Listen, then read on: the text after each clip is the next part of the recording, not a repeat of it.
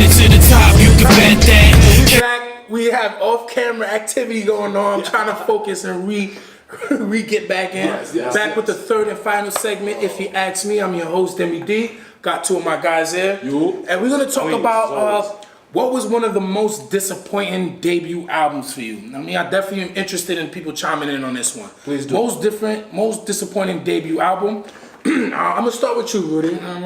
You want to start with him? All right, we'll go with Pat on So this we're one. gonna go with Can I Bust? That album was, I'm gonna say semi-trash. I'm not gonna say completely trash. I listened to it again. It's not completely revisited trash. it. It's not. There were songs that I liked. Whew. He had some lyricism. I'm about to say it's not the lyrics, right? It's not the production, I'm guessing. It's the production and it's the theme. There was no. All right. It's not a theme album though. It's more conceptual. But that's the problem. The concepts are everywhere on this album. Because he's touching on everything. That's the problem. When you're making an album, course of action for an album. Yeah, when you're making an album, you need to follow a theme. So even if you touch multiple, only conceptual albums follow one line. It's got to be thematic. It's got to be. Yes, thematic. it has to be. It has to be thematic. I need to be able to understand. It's not thematic. Yes, it is.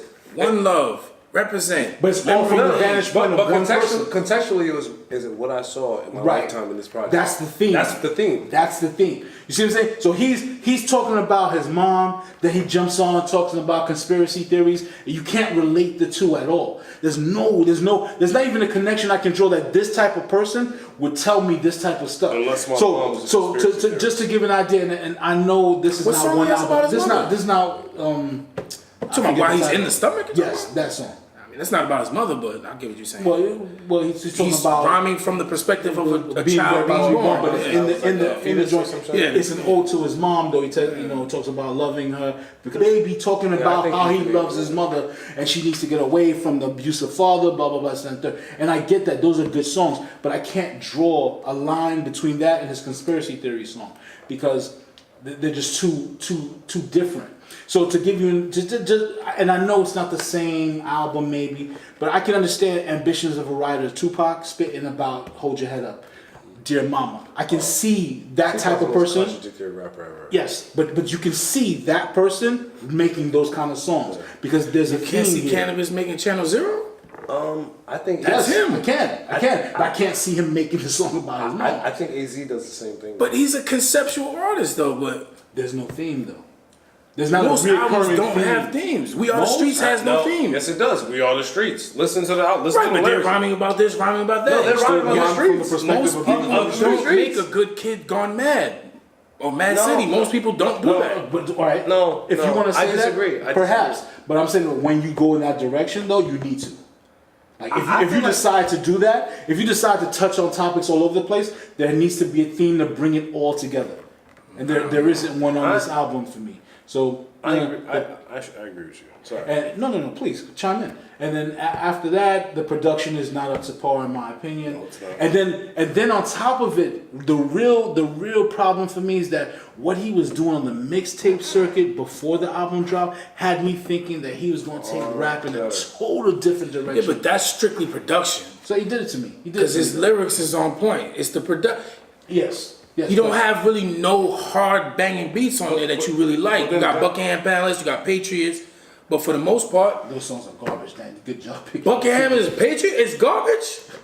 Patriots is garbage to me. I make your bitch cool shit stools. Lyrics, you're talking lyrics. The beat is garbage to me. The beat is garbage. Garbage. Wow. I hate that. I hate everything. Niggonometry. No, I said Buckingham Palace and Patriots. I'm saying the songs. I never heard that those was garbage. That's where. Let them know what your most disappointing debut album was. So, and from whom? I'm gonna go with Action Bronson. You know, he's relatively newer. I mean, he still fits in the timeline. Still fits in, yeah. But he's definitely a boom bap guy.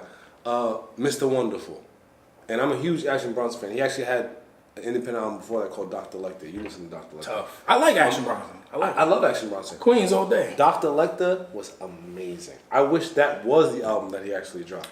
Because when I heard Mr. Wonderful, I had been such a fan for so long, especially because of the mixtape series, the Blue Chip series. Blue Chip 1, 2, 3, and 7,000. No, 1, 2, and 7,000.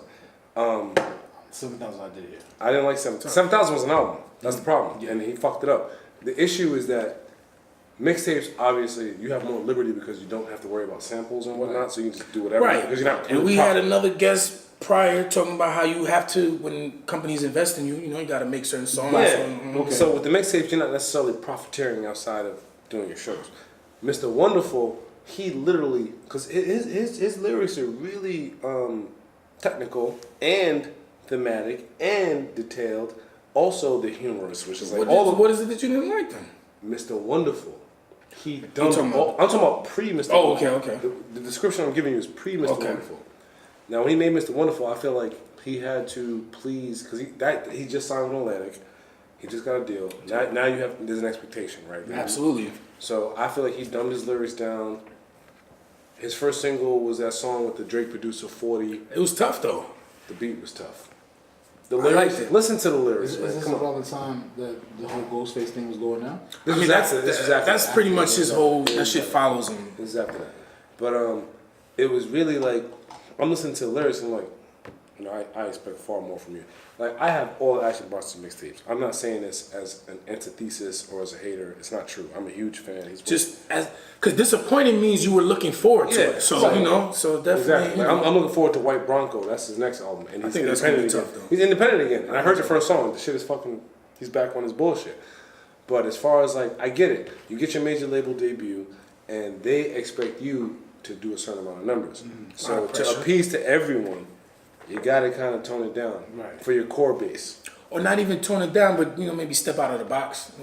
Step out of your comfort zone. Step out of your comfort zone. So the name is Action Bronson, Mr. Wonderful. Mr. Wonderful, yeah. Cannabis, what was? I don't even remember. Can I Bust? Can I Bust? Yeah. All right, and so I'm gonna go. I had a tough one with this one because I got a few, but I'm gonna go Inspect the Deck. Uncontrolled Substance.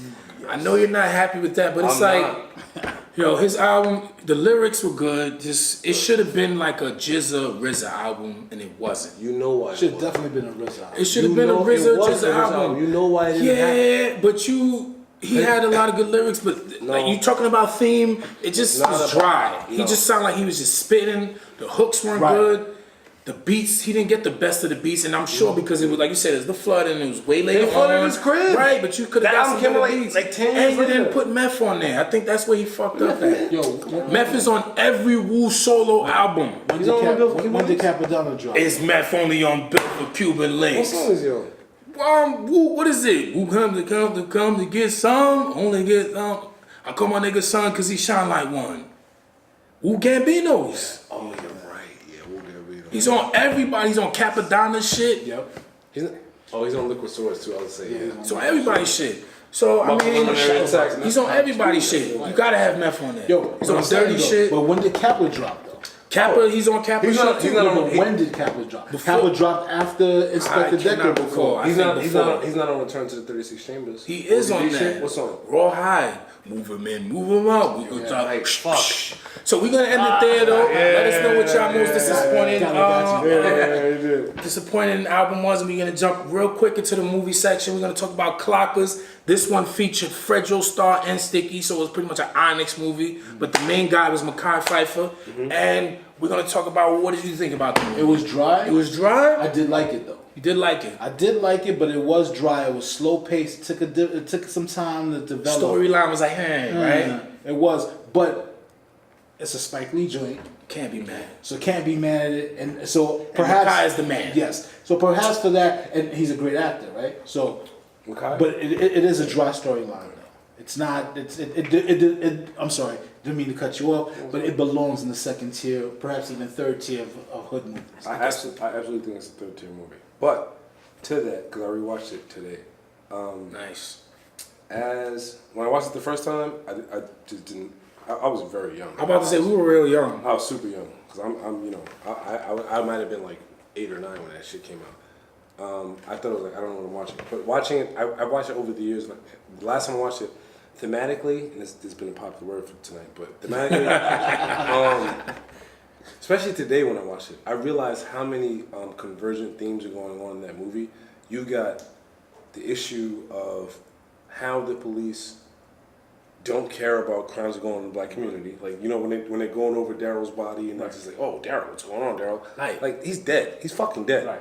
Essentially, he's dead. And they're treating him like another day in life. Right. Then you've got the issue of Strike, which is played by Mekhi Phifer, when he's coughing up the blood and the cops talking to him. That's a healthcare issue. You know what I'm saying? Like, and he didn't get 2 shits. Healthcare in the hood. Like, you qualify for healthcare, but you don't even know any better, right? Because you are in Section 8 housing. Like, actually, you do qualify, but you wouldn't know any better. So you're coughing up blood outside. Then you have the issue of the better man trying to do more for his brother, right? Strike's older brother. I thought he was born wrong for him doing that. I ain't taking the body from my brother. I'm sorry. I love my brother. But that goes into the hood way of thinking, like you said, not just knowing better.